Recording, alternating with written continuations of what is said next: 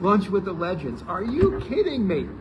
Visor Riser, total fucking racer. Are you kidding me? Brian Gass here today. Now listen, today's episode is brought to you by Visor Risers. Are you kidding me? If you guys need one, reach out to him. He's only got a couple left. I got two. You can get a hold of me too. BMXLegendsForever@yahoo.com. But anyway, this is a great episode because I have so much history with this guy. Holly Dunn's watching. I have so much history with this guy, you have no idea, and I would not be standing on this ground today in this particular place, in this particular state, without him. I'd be sweating it out in Jersey. He's still in Jersey, which is totally fine too, but I'd be sweating it my ass off. But anyway, Brian Gass is here. Love this guy, man. He changed my life. We're going to talk about that. But the history, right? Hacienda Bikes, we'll talk about that. We're going to talk about Vans, where he wore that whole complete Evel Knievel uniform. It was probably leather and sweating his nuts off. And we'll talk about Blue Max, the greatest uniforms, not kit, the greatest uniforms ever made were those Blue Maxes. He looked badass in those things. We got Dewey's. We'll talk about Dewey's, where he wore the pink stuff. That's a whole nother thing. So we got a lot to do. And how about his stuff after his retirement at GT? We're going to talk about that too. Lots to talk about. I'm supporting Team Gas here, Team Smolin as well. Shout outs. Woohoo! And let's get the show started. Welcome to the show, Brian Gas. Thank you. Glad we're here. I always start the show with one question, and that is, what is your first recollection of a bicycle, not even BMX? What you first remembered putting your leg over two wheels? God, I think I was around 3.5, and my grandpa used to work at a grocery store, and they were giving away a bicycle as part of a promotion, and nobody ever picked it up. So he brought it home and gave it to me, and it was entirely too big for me. But what was it? God, I don't even know. I remember it was green and had a banana seat with big old ape hangers and front and back brakes. And I actually have a picture of it on my Facebook. And it was back in the day when we wore like crazy bell-bottom pants, and it was nuts. But I was right around 4 years old, but it was entirely too big for me. But I learned to ride it pretty quickly, and it really kind of fueled my thirst for riding a bike. What was it, the adrenaline rush you got when you were on it, or just the freedom, like everybody? Yeah, I mean, everybody sported BMX. It's like just getting on your bike and being able to get out and go and ride the neighborhood and see people. Did you have anybody in the neighborhood growing up that was inspiring you for BMX or anything? No, I mean, honestly, I didn't really know anybody that raced BMX at the time. My first touch into BMX was Gary Renteria. What's up? Hope he's watching. I can tell you. My brother from another. By the way, iconic. And Gary, if you're watching, you're going to get a call from me. We're doing one of these together. That's right. So Gary Renteria's dad used to cut hair in my dad's shop, Hombres Cut Hair, back in the day. And Gary had already started racing maybe 6 months before I did. Very, very young. He was super, super duper young.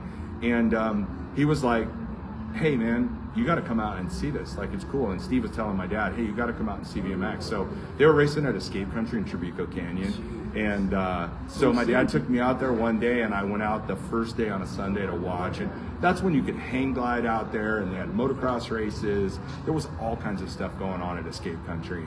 And I just remember seeing Gary ride at the time and thinking, that's what I wanted to do. And it was the first time I'd ever seen Brian Lewis ride, because he was a lot older than me. I think at the time he was riding for two-wheelers. This might have been, but this would be before the first ever cover of BMX Action magazine. This was way before the cover of BMX Action, for sure, but not much before, but yeah.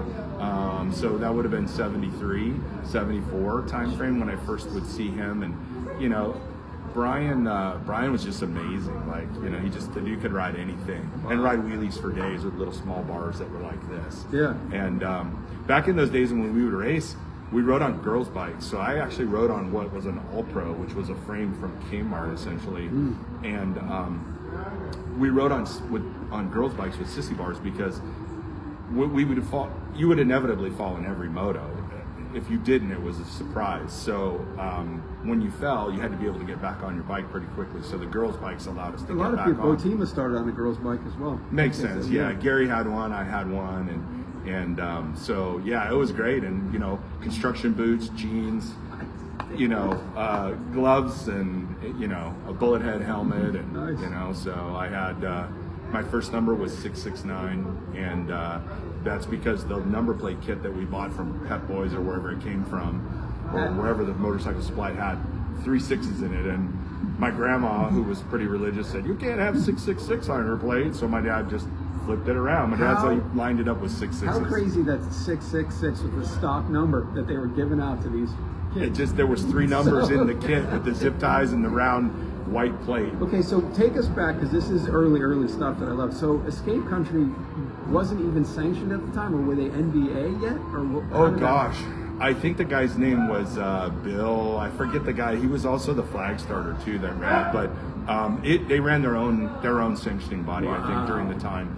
And then you would race, and then let's say you got first or second or third place, and there was no novice, intermediate, expert. It was just 5-year-olds, and we would literally race, and the next week you would get your award and they would award them at what is now Cook's Corner.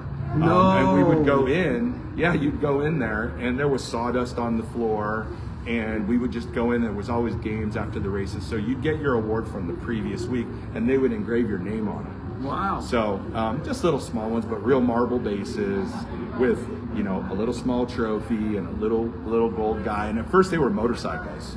Okay. And then at some point somebody paid for the tooling to get. And now they BMX still riders. exist. That BMX guy has been on trophies since. I'm not saying I won on Thursday, but I did.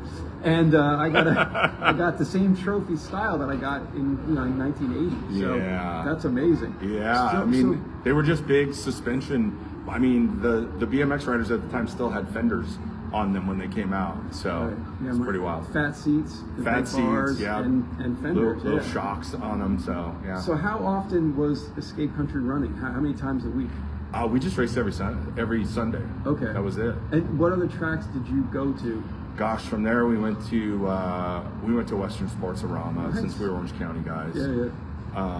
And right around that time we figured out when we went from Escape Country and we went to Western Sports-Arama, I upgraded my bike and I got a Webco hardtail with Matthews forks. You And it still got wasn't it? even, no, it's funny, actually John Severin fixed the down tube on it because it had the dents on the down tube. And I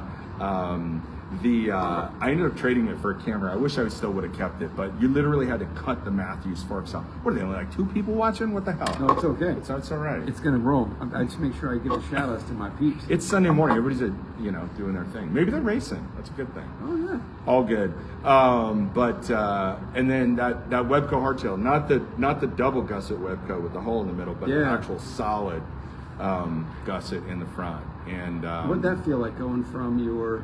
It was legit, like, Wow. but I was big enough to swing my leg over. We still had to have the seat slam, but that was when Stevie Skibell was riding for Webco at the time, so that's why we rode Webcos. Gary got a Webco, I think, when we were both riding for Hombres Cut Hair. My dad's like, "Hey, if we're gonna race, I'm gonna sponsor a team." And Now here's your story. I got to live at your place for a while. Your dad's a legend. R.I.P. He's the man. But wasn't he one of the first people to kind of create a box fan team style of a? It's true, right? Yeah, really true. Tell that story. My dad was a kind of a marketing guru. I mean, he never could finish anything in his life. I loved him for that, but I hated him for that. But his ideas were iconic. I mean, he would see something and go, "Hey, it's great." I mean, he was a barber and then became a hairstylist by trade. And he just was kind of a visionary guy, but he saw this box fan and he convinced one of the hair brands out there to sponsor me. So Hair Institute, a guy named Bill Heinlein, who was from Simi Valley area up here, my dad used to sell a ton of his stuff, and he's like, "Hey, if we put together this BMX team, we'll do a custom guy. This will be cool." And he's like, "Well, this guy sells a ton of my shit, through his hair salons. Let's do it. Let's sponsor his kids." So I had custom Vera's leathers that had HI on the front. And if you go on my Facebook, they're on there. Those photos are on there. But that's at the time I had an LRV with orange forks and orange tires, and Demos from DRP at the time actually built the bike. I had Campy high flange hubs, and I had those for a long time. They went from bike to bike to bike from I had a Stevie Ski Bell replica kind of wedged in between there, but my dad was like, hey, he found this old bread truck, and he's like, so he painted it, custom painted it, put stripes on it, and then he had this idea, since they were called High Hair Institute, to call it, to put on the side, and it said High Flyers on it. He just thought it was cool, and he put the wings on there. And you know, it's funny because at GT, a lot of people think that Richard Long put wings on GT because of his love for Harley Davidsons, but the reality is we were out riding in the UBR High Point Series, sponsored by like Uni Filters or something like that. I just remember they gave us a green plate. Gork would remember because I think he was around then too, and most of the NorCal guys like Huffman and those guys know that. I want to say we were at Vacaville or wherever we were. Huffman sent me the picture, and he's like, "Hey, there's your dad's van in the background." Wow. And you know, Rich Long came by and said, "Wow, that's a really cool logo, Lenny." And my dad's like, "Your GT would fit perfect right here in the middle, just GT," because at the time it was just GT. It didn't. That's right. It didn't have the wings. The A.D. Patterson jersey just had, and Medley just had the GT. It was just GT for a very long time, and even then it was, you know, with Gary Turner BMX, and then it was, you know, you name it. But my dad said, you know, you should do it, and Richard was like, yeah, and then literally, I don't know, a couple months later, started seeing the down tube shop with the wings on them. And so that's iconic. Yeah. That's amazing. It's a funny story because, you know, a lot of people didn't know that story, and I never really shared that story, but if you look back at the history of the timing of the photos and where it was, I mean, we used to road trip with GT all the time. When Richard owned Anaheim Bicycle Center, I lived 3 blocks from the store. Wow. So I used to ride my bike there all the time before he sold GTs. When he sold anything but GTs. Yeah. And I would ride there, and I was always wanting to be on the team. And finally, he threw me a jersey at one point. I rode for a few races for him, and but we used to hang with him. Like Jeff was close to my age, his kid Jeff Long, and you know, the Rentiers were close to them, and they were a good BMX shop. They were right at State College in Lincoln in Anaheim. Wow. And so I'd go up there and bug him all the time. Finally, he's like, "Kid, quit bugging me. Here's a jersey." So amazing. But at that time, like Kim Johnson was on the team, Lee Medlin was on the team. There was some pretty big bangers during that time. And their WSA was their home. Yeah, I think Lee Medlin would ride at other places, but I mean, WSA was home for me, for Ski Bells, for Renterias. We used to get Craig Turner. That's where he started, I think.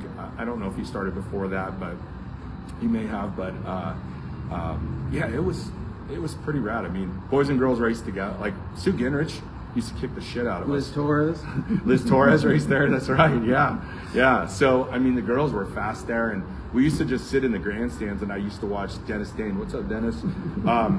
And I would watch Dennis Dane just smoke fools there. Like, and I was like, God, that guy is so fast. And you know, Matt DeShiel, those guys, all that whole Ski Bell clan they were all super duper fast then. But we had guys like Grumpy Longsway and Racker Cauldron, and guys that like nobody really knows now. But if those kids had kept racing, I mean, honestly, and remind me to tell you about an Eric Carter story when we get a chance too, because I got a big shout out to him. So, but if those kids had kept racing, they would have been the stars of the 80s. I mean, a lot of them just dropped out, you know. But even, you know, Ronnie Ames used to smoke that track. It was crazy. Amazing. So, yeah, good fun. I mean, and it was always fun because the snack bar was rad and there were batting cages there. You could go do a lot of things. And usually we'd go to to either pizza around the corner, we'd go to the Carl's Jr. down on Lincoln from there, and everybody would go there and eat food. And kids would hang out in the parking lot and throw down plastic, you know, plastic from inside the trays from Carl's Jr. and we'd ride over them and skid and do, you know, big, you know, slick track type stuff. So good fun. Good shout out to Mark Rink and the family. Oh, Mark Rink, yeah, you can't forget Mark Rink. Those guys were legit. That's amazing. Spent a lot of time at Pedal Power in Orange for sure. I worked there. Yeah. A long story later on. Long story. So Escape Country and WSA. So your dad's got the van at this point. Yeah. So after WSA, that's after WSA. Okay. But we were racing like La Mirada. We were racing. We're kind of all over the place. I mean, we're doing a lot of like San Diego stuff too. We go down and race in El Cajon. We race at the track that was at the bike shop. Didn't you I think that's you won Robert Tijuana, Kaler's track.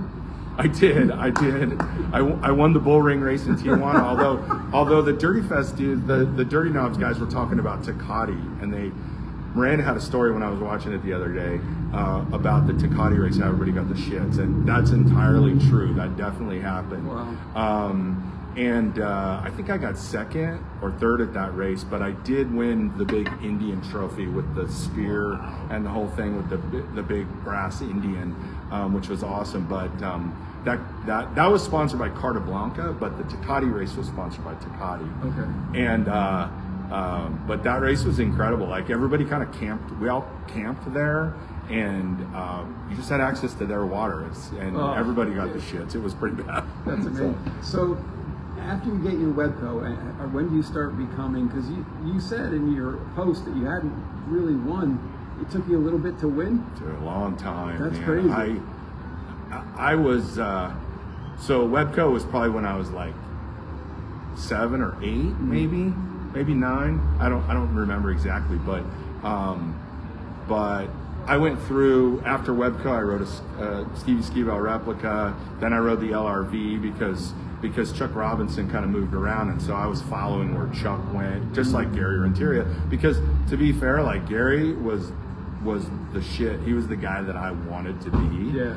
And if you look at results in BX Biweekly or any of those, it's always Renteria, GASS. Yeah. Renteria, Cauldron, GASS. Renteria, along the way, GASS. Like, I was always that third place guy. And I just, I would always ride hard, but I just never really had that natural ability to I'd get really nervous in the mains. So like, my dad, when I was like 12, he's like, hey, let's go see this guy, Charlie Bastido. He's a sports psychologist. Maybe he can work on it. And I went through like kind of some self-hypnosis stuff hypnosis stuff during the time. I think that there's some other people that watched this that also went, and I don't remember who. I don't know if Eric Carter did or not, but a lot of guys did. They went to go see this guy, Charlie Bastido, and he was in Long Beach. It was really good. What was his background? Was he like he was a psychologist. Yeah, he was a sports psychologist, and he was just really good. Like it's all self-visualization stuff where you'd focus on this point in your forehead, and you would kind of see yourself getting out of the gate, because it was always the gate starts for me. Do you know about the Peter Siegel, Greg Hill story? No. Greg tells it on Lunch with Legends, but he had him grab a tennis racket and beat on pictures of people that he competed against. And Greg goes, I gotta go, man. I don't know if this is for me. But anyway, I was not. That was not it. That's a whole other thing. So that's crazy. Cool. So at what age did you go to this psychologist? You said I was like 11 or 12. It was That's really amazing. right before I started winning. Okay. And I went to my first national I won was at Elkhart, 10-man gate. Crazy. And shout out to Wendy Edmond. Yeah, what's up? Wendy Edmond. And Elkhart, and we were there, and I think just like a lot of, I hate to say it, but like a lot of the like fast guys in my class didn't go to that national. Okay. We went as a team, Hacienda Bikes. We were supported by GT. Yeah, tell me this. Let's go back to Hacienda. So how was that your first, after your dad's thing, but was Hacienda your first bike shop sponsor? Well, I rode for Anaheim Bicycle Center for a little bit, okay. But yeah, I mean, it was kind of a big thing. Hacienda Bikes was a big deal, because on that team we had, it was myself, it was Kim Johnson, who's a legend, who rode with me on vans. It was the Mariettis, so Dave and Rinker Marietti. We had Ed Hicks rode on that team. Wow. Bobby Creek, who was fast. Phil Maxwell, Factory Phil, Nice. shout out. He rode on the team for a short bit. The Walker brothers.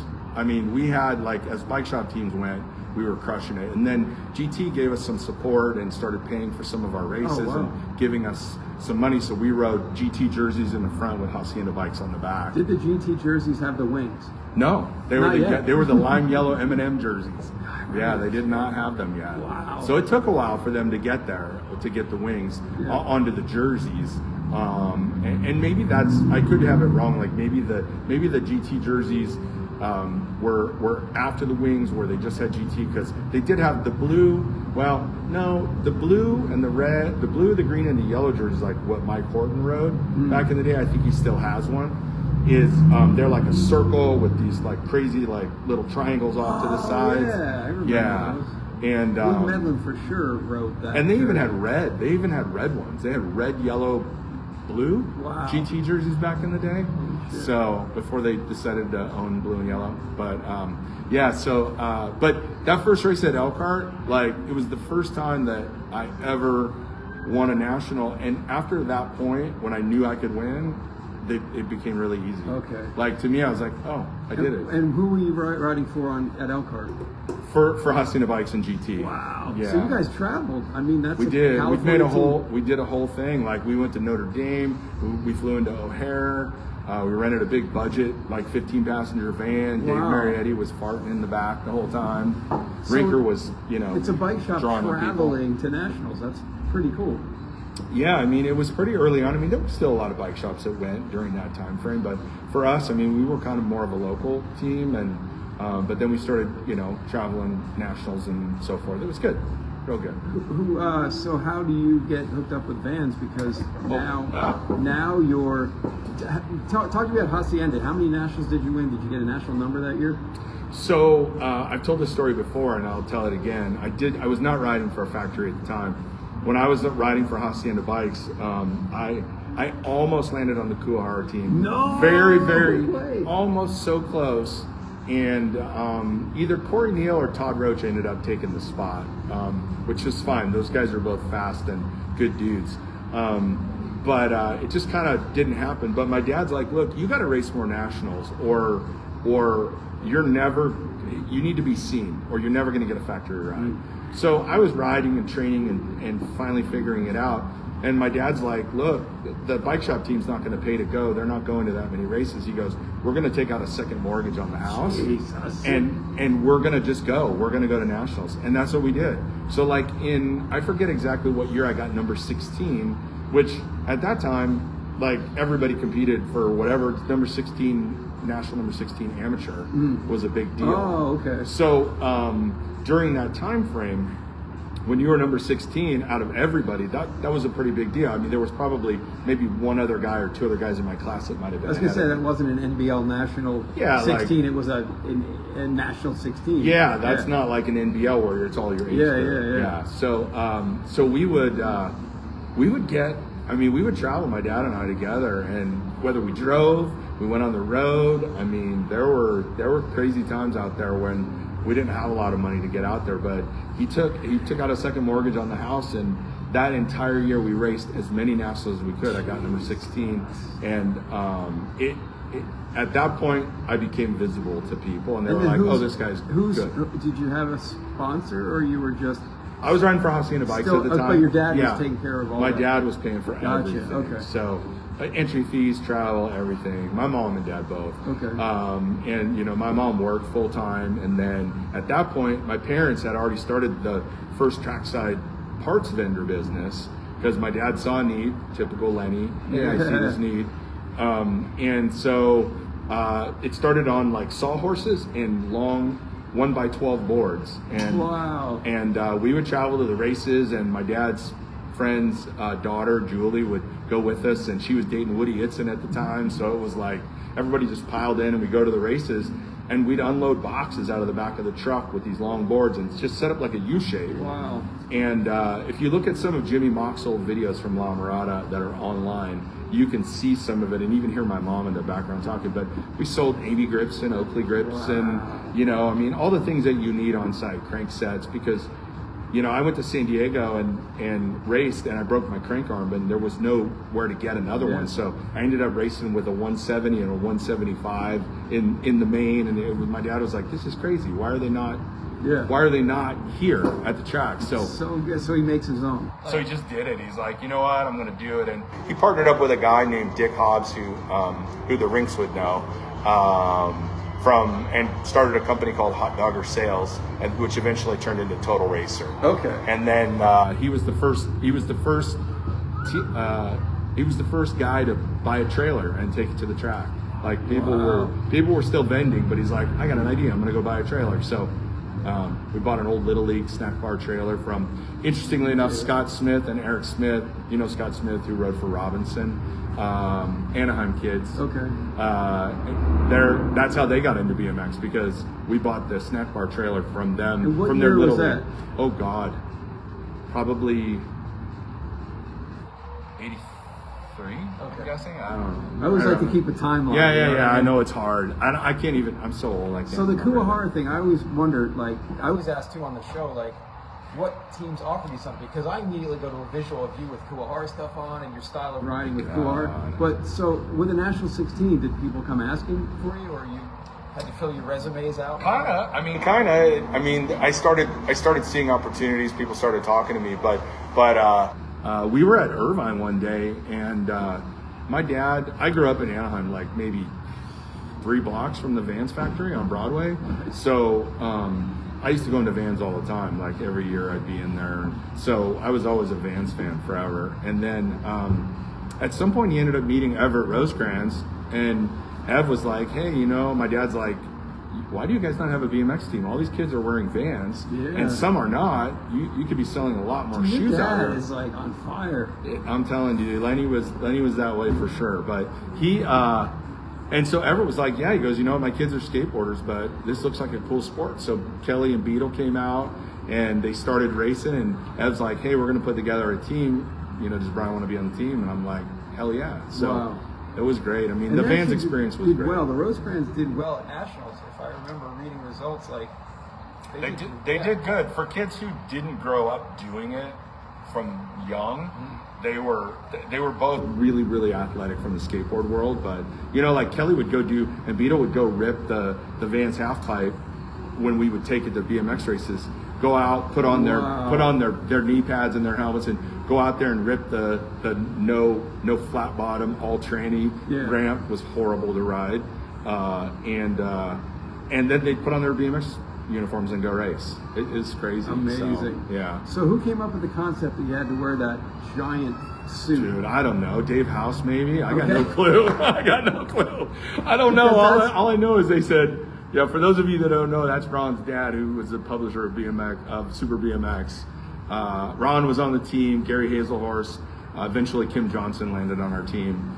But the first team was Gary and Ron, me, Kelly, Beetle. And they were Vera's, right? They were Vera's leathers. Yeah. Okay, so if bringing everybody up to date too, this was like you had to wear the jacket and the pants too. It was ridiculous. It looked like It's like a Speedway. I think they made it for Speedway. And but they made him out of nylon. I don't know. Bobby Boogaloo Shrimp didn't Boogaloo whatever Schwartz didn't need his uniform anymore, so they sent it to us. But you had to wear it, right?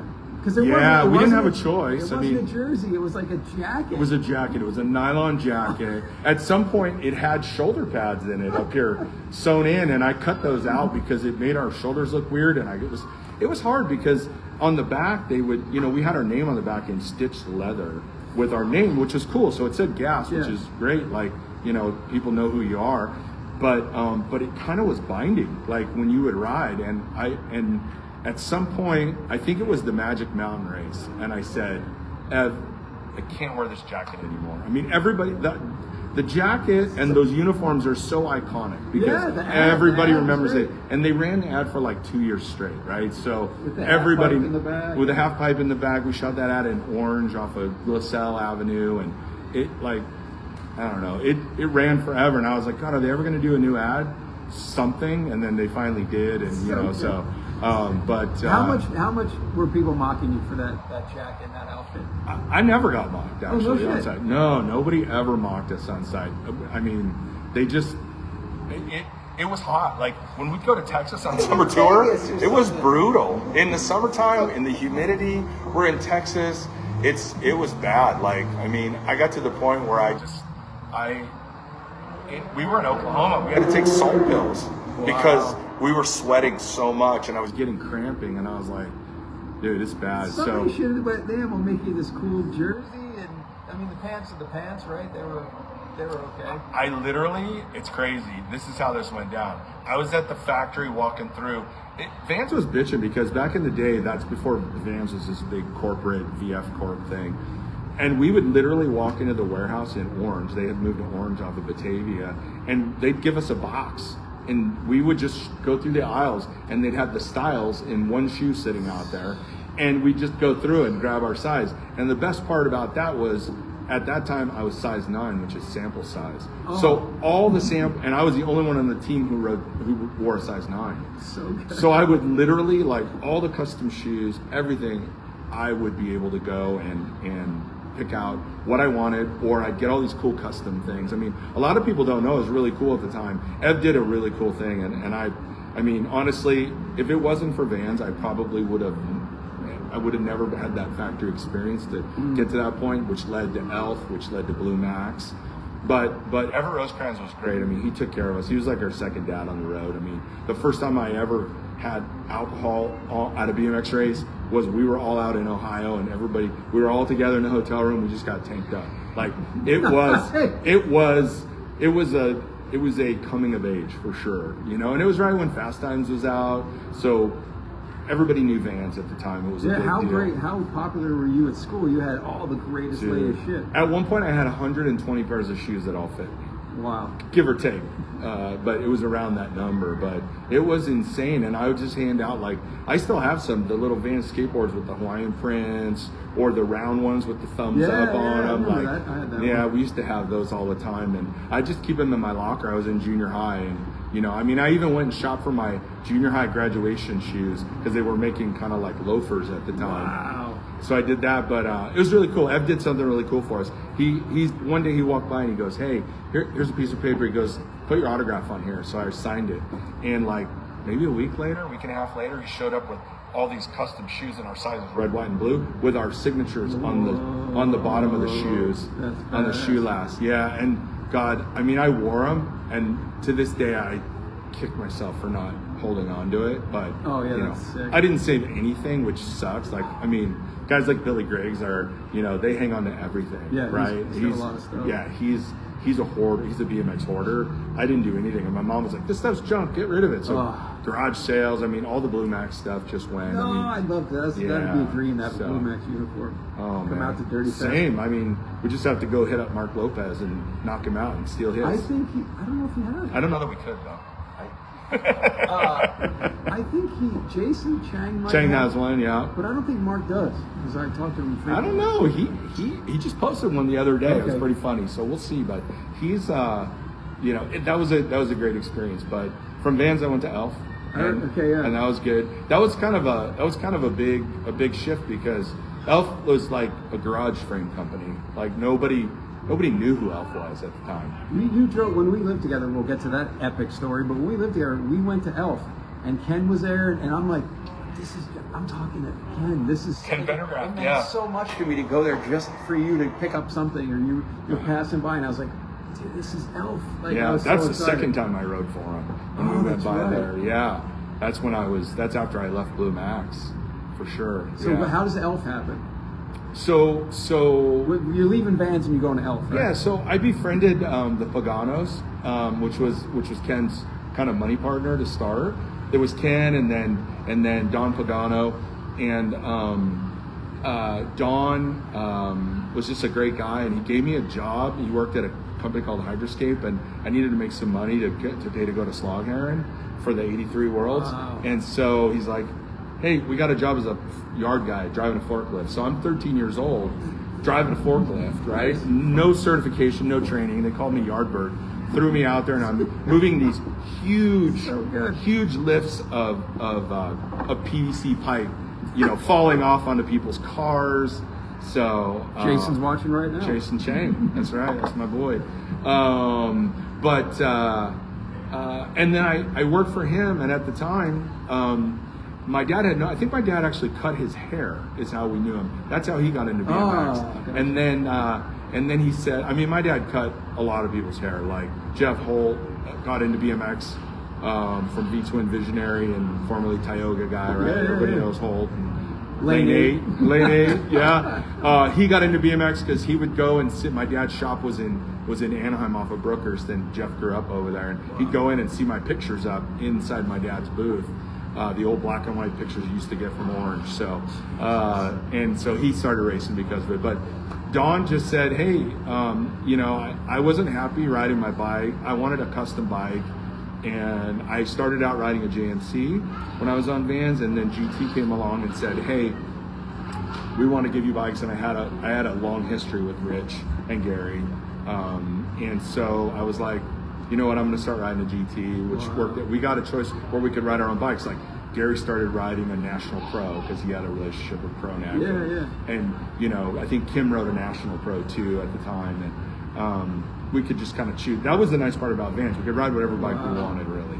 So that was good. But and Elf said, hey, look, we'll make your own custom bike. So I designed the first Elf 24-inch when I was there.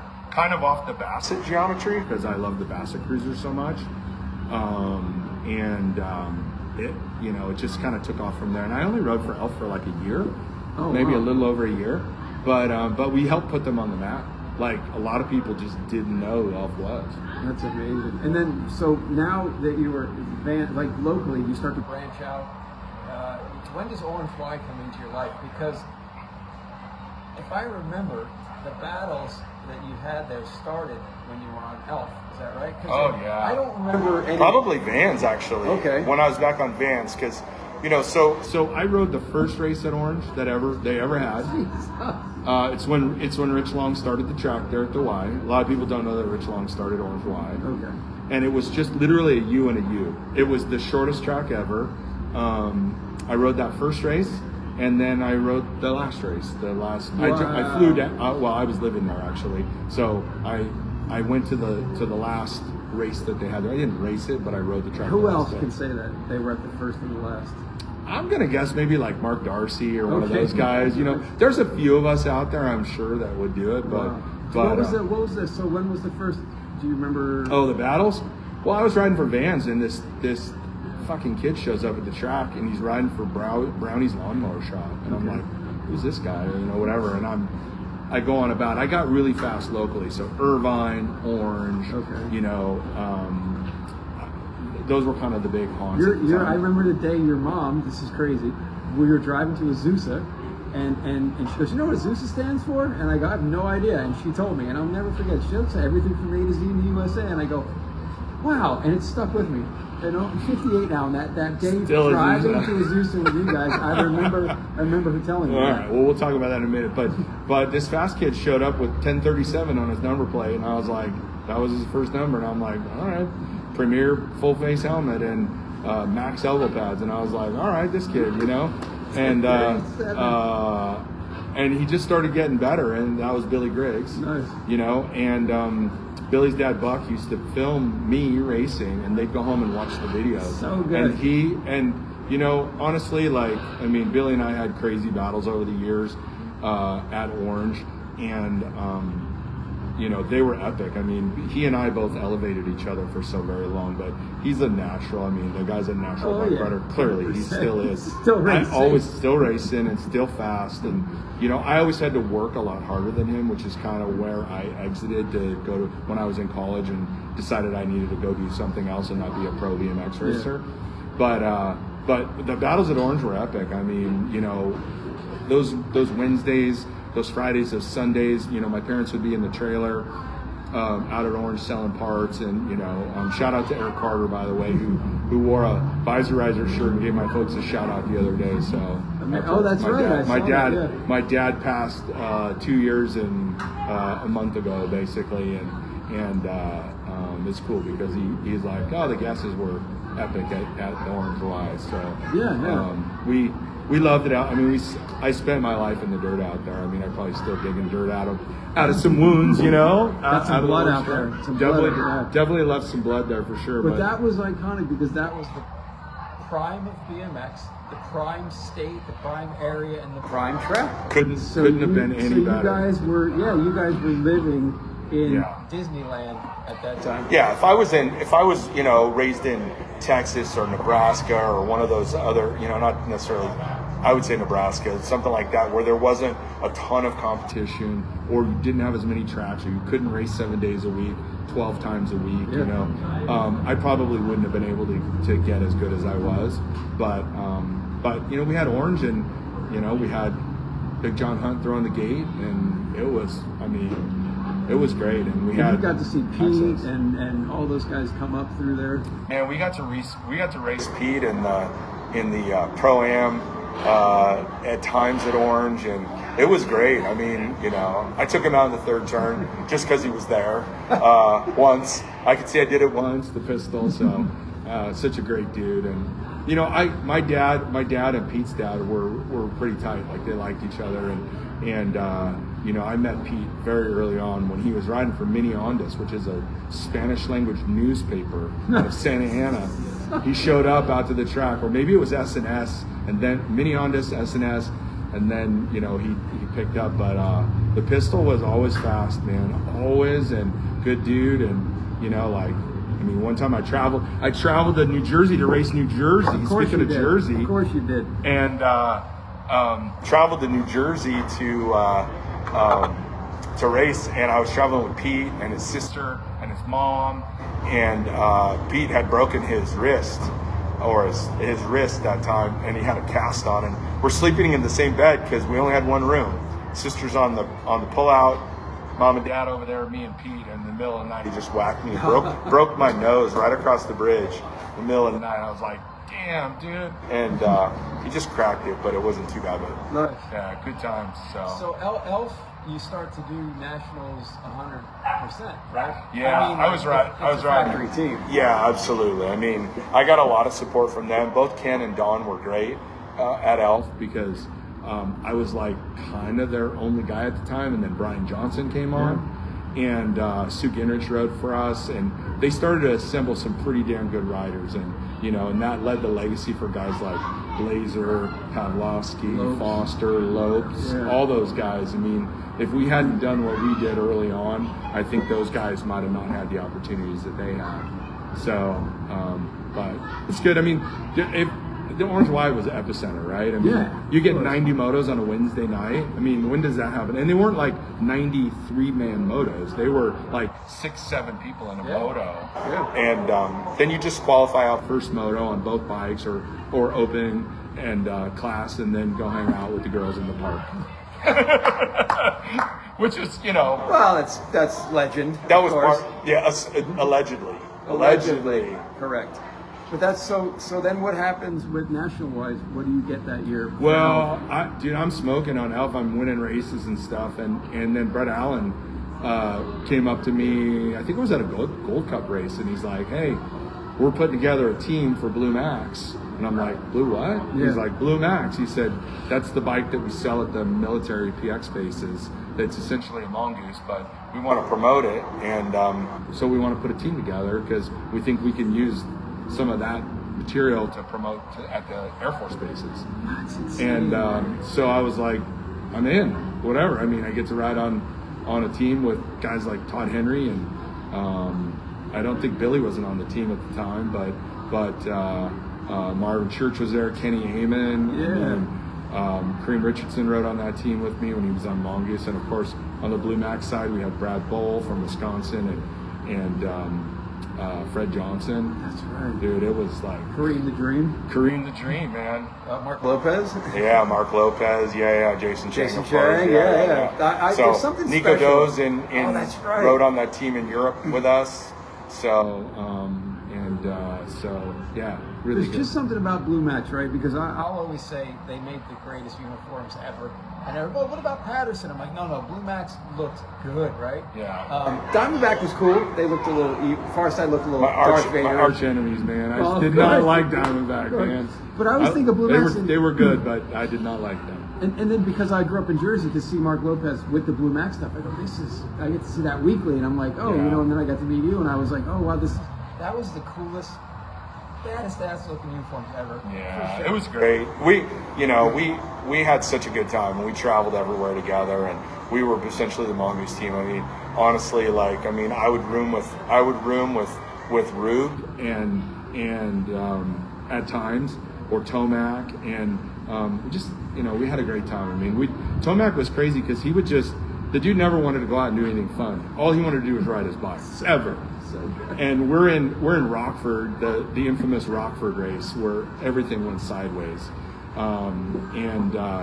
he's like, let's go ride. I'm like, dude, it's like 30 degrees outside. He goes, Oh, it's Michigan. he goes, yeah, he's Michigan and we're in Illinois, and I'm like California kid. He goes, just put a sock over your face and tuck it into your hoodie. And I'm like, all right. So we were out riding, and there were these overpasses right next to the hotel, and he'd ride up, and they were a little bit slick, and he'd hit it hauling ass, slide down, and then we turn around and go back up, and just good fun. And everybody else is, crashing rental cars, and they're ending up on the bottoms of rivers, and Yeah, we can go there eventually. So Blue Max. When I think of you and Blue Max stuff. So do a lot of people. yeah. Nationally, you got like a national 3, right? Is that right? Yeah, it should have been a 1. Actually, and Cruiser should have been a 1. Okay. That was in Louisville, and I had lane 1, which is a great lane to have at Louisville. And it sucks because my birthday is August 19th, and Doug Luden will appreciate this because he has the worst NBL birthday ever in late August. And my birthday is August 19th, so I'd always age up for the NBL. I only started racing NBL pretty much regularly in 83. Wasn't there before that. But in 84, I rode the entire season NBL. Wow. And we went to Florida, went to Orlando, raced Sarasota, that whole thing. And that race was great, and I was riding really good all weekend, just crushing it. And I was winning going into the first turn, and Tomac's in the main too, and he's back. We all have pretty much identical scores going in. Everybody had all their perfects in the bag, and everybody had all their motos through, had won all their motos through, and so all I needed to do was beat him. And I forget, maybe Mike Kinealox was maybe number 2. And I washed out, front tire washed out, because I hit it so hard and tried to turn so sharp and just washed out the front wheel and took out, like, I don't think Tomac, and I would love to see a video. If anybody has a video of that race, I would love to see it, because my recollection is that Tomac was more towards the back of the pack, and I basically took about 2/3 of the pack out. He ended up winning the race and getting national number 1. But so I got 2 number 3s that year. What's insane is you're talking about 15 Cruiser. For NBL Cruiser title. I think it was 84 I would have been 16. 16, okay. Because when I say John Tomac is the greatest cyclist to ever live, and I get arguments, but whatever, he has won a national title in almost every facet of cycling, even criterion. Yeah, crits, yeah. And maybe cyclocross, no, but mountain biking, yeah, probably cross country. So, and I always say that. I always say and I always go back to. He won a national title in Cruiser, and that was the race. That is the only national title he won. Right. I don't think he won 20-inch that year, because I think Mike Kinealox won that year. Yeah. If I'm not mistaken. I always say that about Tomac, and I always reference that Cruiser Ohio title, legend. and it was because of your whole taking it. That's amazing. Yeah, that was a tough race. It was kind of, and that was August, and then from there it got better though, because I went and we raced the Worlds in Vegas at Rough Rider that year, and I won that from lane 8, which was awesome. Inevitably, I don't know what it is, like the 83 Worlds in Sloghorn, I had lane 8. The Worlds in Vegas, I had lane 8. I don't know what it is, but I have horrible luck drawing lanes. I don't get the whole new BMX thing where your time seeds you. I think it makes it boring as shit. But and you get to pick your gate. I don't even know about that yet. Picking your gate. They ought to go back to the old card system or the hamster trail thing. Like, come on, dude, bring it back. Ping pong balls and So you're the battles between you and Doug Davis and Billy are just epic. The 3 of you guys. And there's a photo of the 3 of you together. You're on Blue Max, Billy's on Schwinn. And I'm like, that is just so BMX, that thing. What do you think? Because he never wore gloves. But what do you think Doug Davis had? You saw him week after. What did he have? He had such a fluidity, right, on his bike. Well, you're gonna laugh because I really didn't know what he did. I just knew he was fast. Like, I didn't know what his training methods were, and I didn't even find that out until now. We live in the same town. We both live in Spokane. Oh no shit. Yeah. So Doug lives very close to me, but we've become friends and acquaintances way more than we ever did when we were competing. I mean, he was. I mean, Billy was an enemy on the track. Off the track, we were friends. But Doug was my enemy on the track, off the track, flying on airplanes, seeing him at the airport. So I never really knew what he did, but until he told me that he used to wake up every morning at 5 a.m. and go ride hills.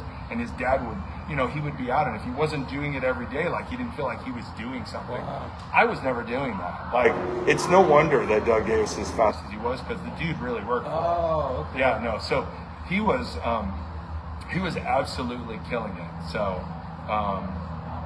Jason Cheng wants to know, what was the win bonus for the title? I don't know. You know what? I won the Mongoose contingency, and they never paid it out to me, because we used to they did a contingency for the team riders. If we won certain races, they sent us a letter. I got the letter, right?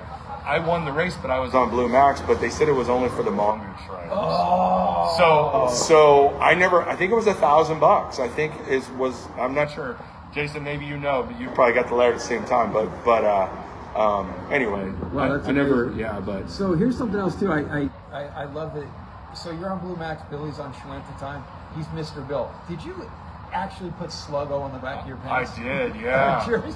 Yeah, because why not? I mean, No, that's so I was cool. definitely. I had on the gas on the back. I mean, that's kind of what I went by. But at the Worlds, I had Sluggo put on the back of my pants, because Billy was the guy to beat at the time, and I was like, I'm going to beat this guy at this race. Good, dude. Who comes I'm like, up this with is it? it. So Was that I your showed up dad's with idea? Sluggo. Because your dad's No, that was my idea. We were all Saturday Night Live fans, Okay, no, So that it was good. crazy that you Mr. Bill and you come out with Sluggo. That's insane. Well, he's my arch enemy, but it's cool. I mean, all along the way, BMX was good to me. I mean, the Visor Riser thing was great. I know Jason wanted to know how much money I made off Visor Risers. Yeah.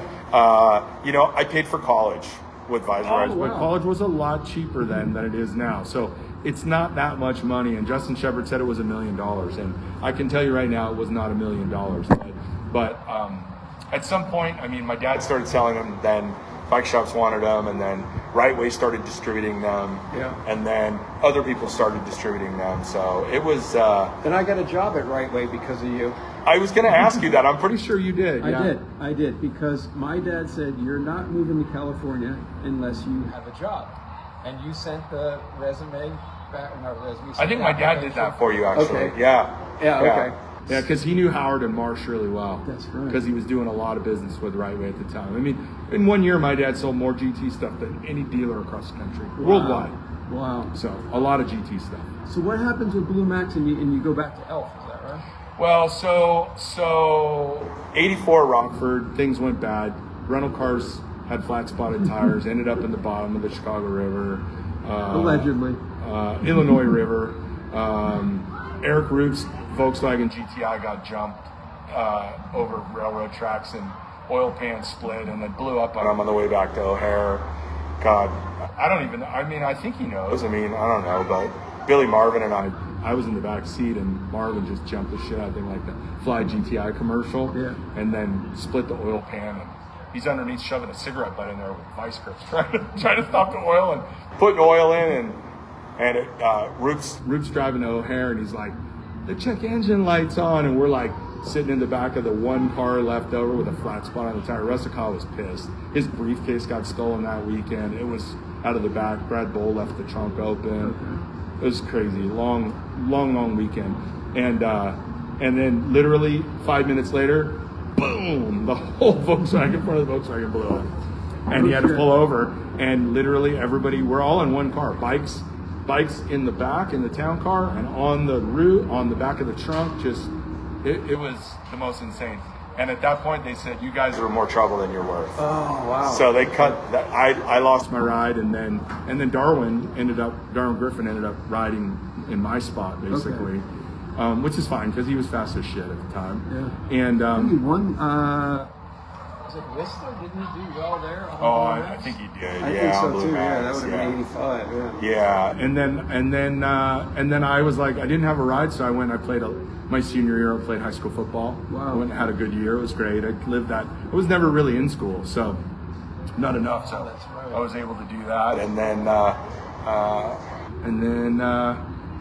I decided I couldn't be out of BMX. Like I had the dirt in my blood, so I came back and started riding again, and I needed a bike. I had gotten rid of all of my bikes, actually. I rode for Dewey's in between riding for Elf, and I still had my Blue Max bike, and I just basically X'd it out with electrical tape.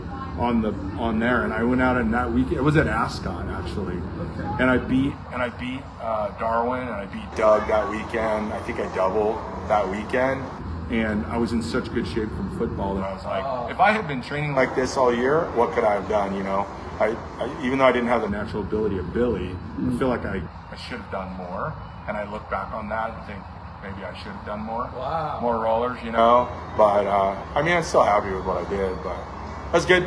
And then I just, after a while, I rode B Pro, won a couple races, and then I was like, I can't train like these guys are training. I'm going to college at Cal State Fullerton. I'm like, I got to make a choice. So I quit racing and went to school. And when I was in school, Rich Long said, when you get out of school, come see me.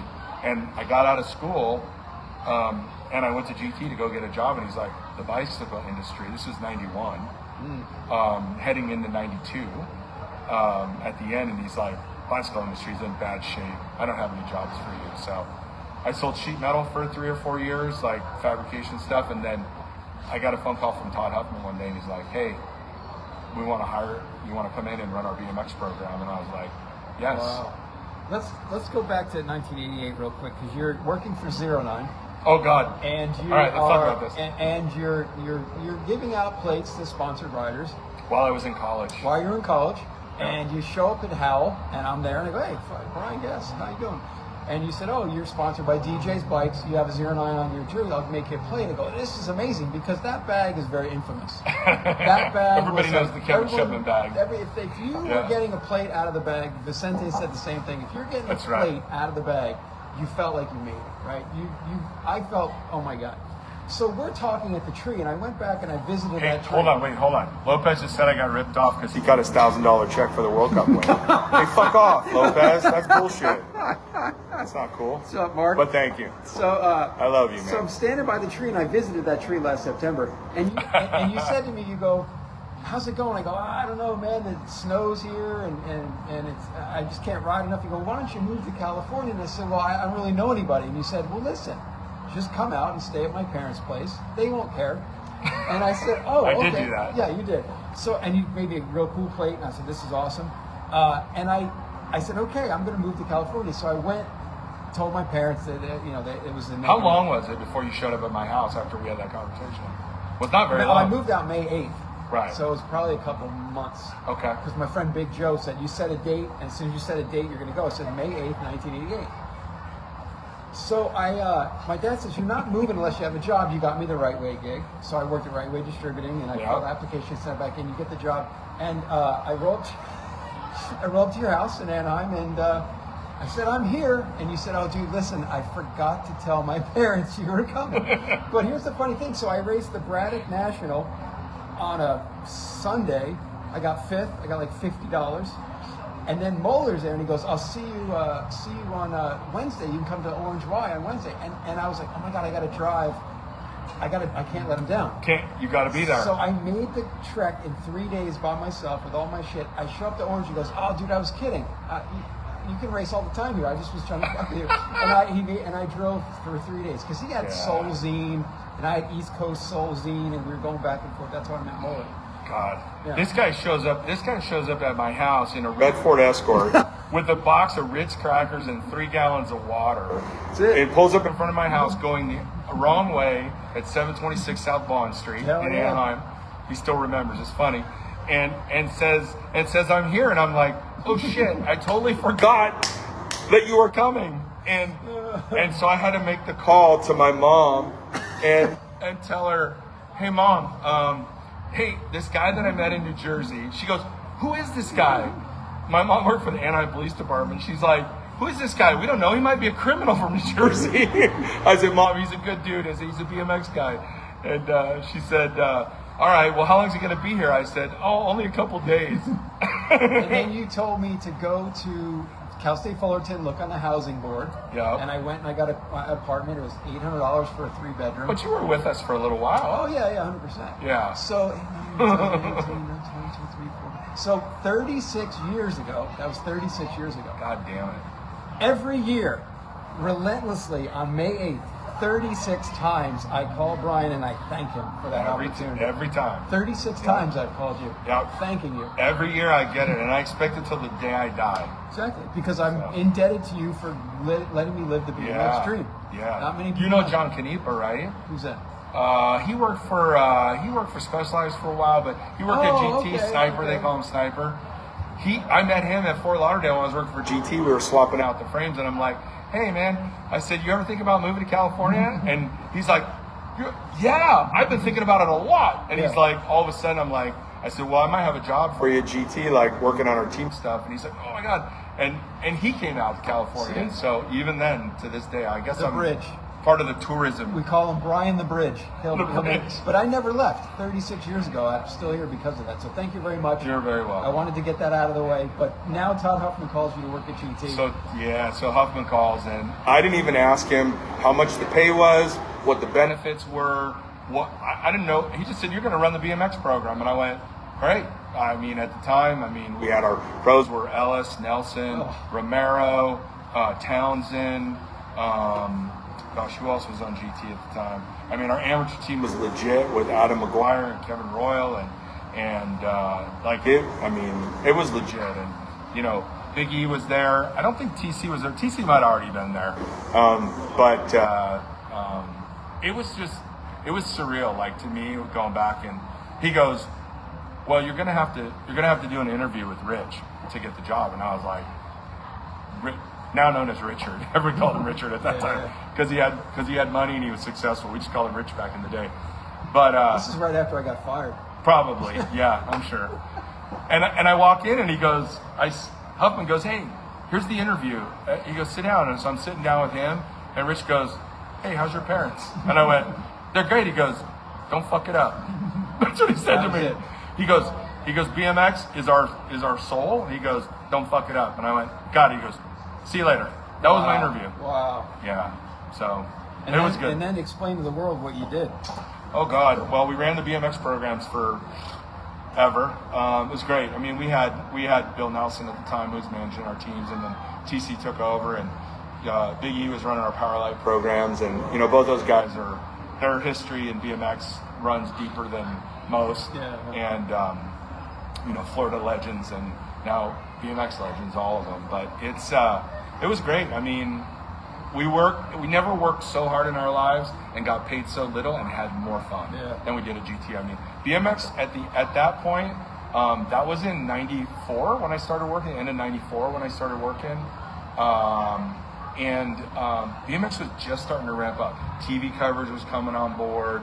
And then we were talking about how, at the time, GT had done some BMX shows in the past with ABA, but they were like gate drops, and everybody was like, "This is boring as shit. We don't want to do this anymore." So I was like, Huffman and I were all sitting in a meeting with Don Hoffman, and if you don't know who Don Hoffman is, Don Hoffman's family started Pipeline, the skate park and the BMX track, and we're all sitting. Don was like super visionary guy, like graphics early on, really good guy, and Huffman's like, "Hey man, we need to come up with a concept for a TV show. I got this concept." So he throws it out there, and we're just like, "Hey, great." And we all just kind of fed off each other, and pretty soon we created the Crank TV show, and we were sponsoring ABA races. GT paid for all the production up to that point, and we needed content. So it was like, anybody who's ever watched Crank realizes it's not about gate drops. It was more lifestyle. It was all about, we did the bro file. We did God, I'm drawing a blank. Crankshaft, which was the motorcycle side of things. So like we interviewed McGrath and Damon Huffman and Nikki Hayden at the time. I think we did a segment on him, RIP, and then it was a really, really great show, and I think it helped catapult BMX through the late '90s to where it was, because we were in midday afternoon time slot on Fox Sports.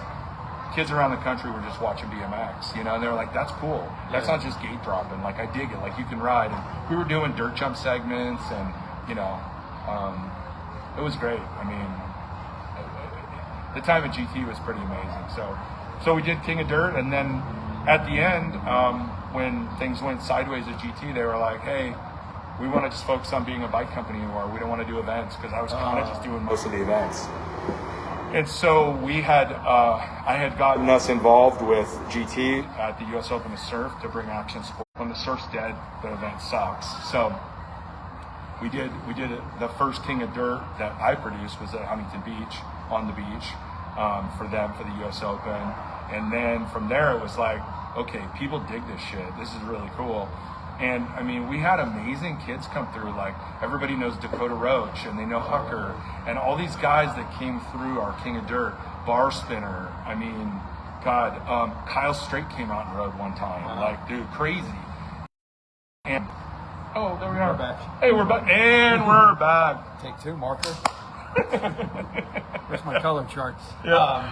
But anyway, so we were producing events at the time. And they didn't want to do it, and I said, look, I'm gonna leave.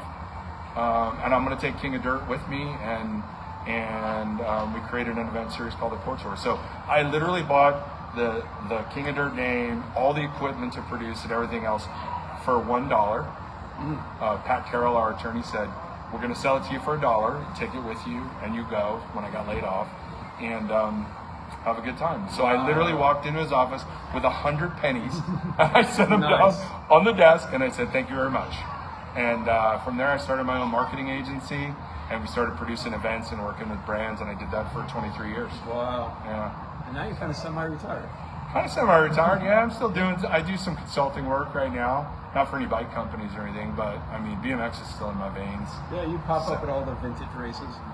Man, I always see out there. I love it. I mean, it's funny because, like I was talking about, like, it's great to see EC, because to see somebody like EC who's, and this is the story I'm going to tell about EC, and he can verify it or disclaim it at some point. But we're sitting next to the starting hill, and Bear's standing there, his dad, and Eric wanted to quit racing BMX. He was like, and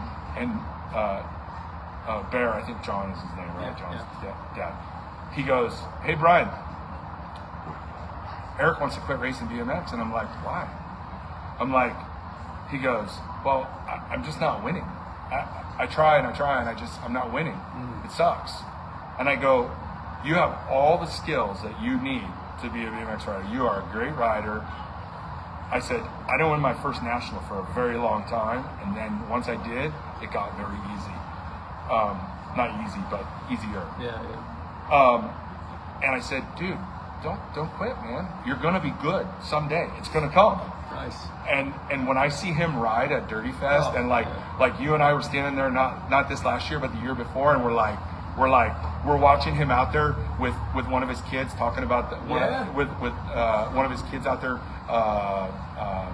talking about, you know, last turn high low shit, and they're out there, and we're watching, and we're standing there, and I go, oh, here it comes, and just watching EC set it up, and I'm like, you know, to me, I feel like those are the times in my life that I remember and go, man, it's epic. Like, I mean, you know, did I get to ride on the SC bus? No. Yeah. But I mean, there were. You were around for it. Yeah. You could have. I was a little too young. I could have got on there, but Well, a lot of young kids went on there. Their lives were big. What would you consider the greatest day of your BMX life? I think winning the Worlds in '84 was big for That's me. amazing. Yeah, that was a big deal because I had always wanted to win something big, and I didn't like win it because anybody crashed, and we had a crazy motor. I mean that main was big. I mean, Billy was in it, Todd Henry was in it, Sean Speed was in it, like a lot of fast dudes, and to win from lane 8 and win it start to finish was kind of a big deal. Wow, that's great. You know, beating Doug Davis, swooping him in the last turn at Griffith Park at the Equestrian Center in '84 was a big deal. I was talking with Ombre Smith about that the other day on Facebook. I was like, you know, saying what a great race it was because he got a photo. I never even got a photo, but I don't remember seeing a photo from that. Now that you mentioned that. Well, you ask about the team, so it's funny.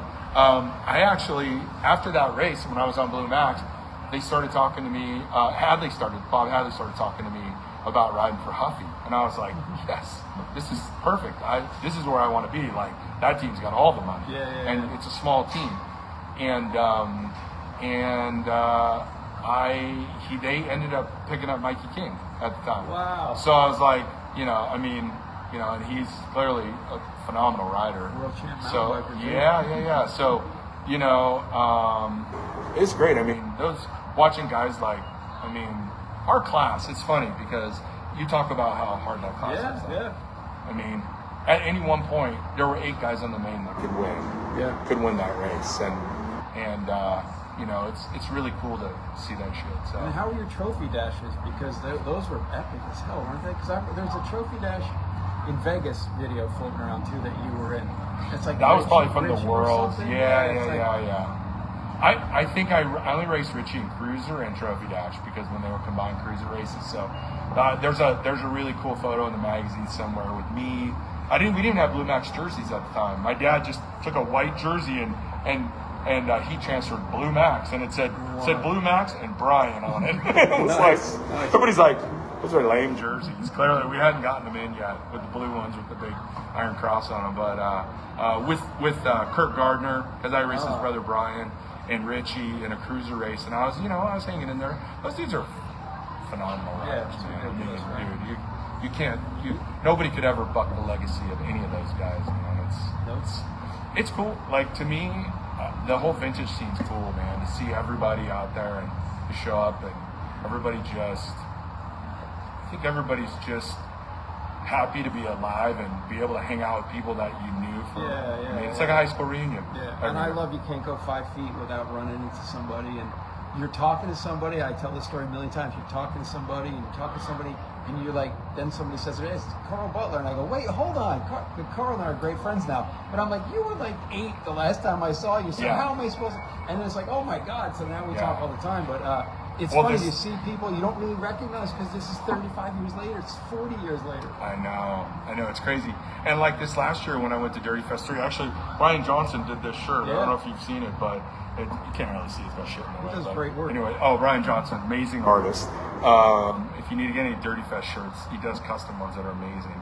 Hit him up on Facebook. But this last year I was there, and it was kind of moving for me because I haven't seen Tom Christopher in, I'm going to guess, almost 4 years.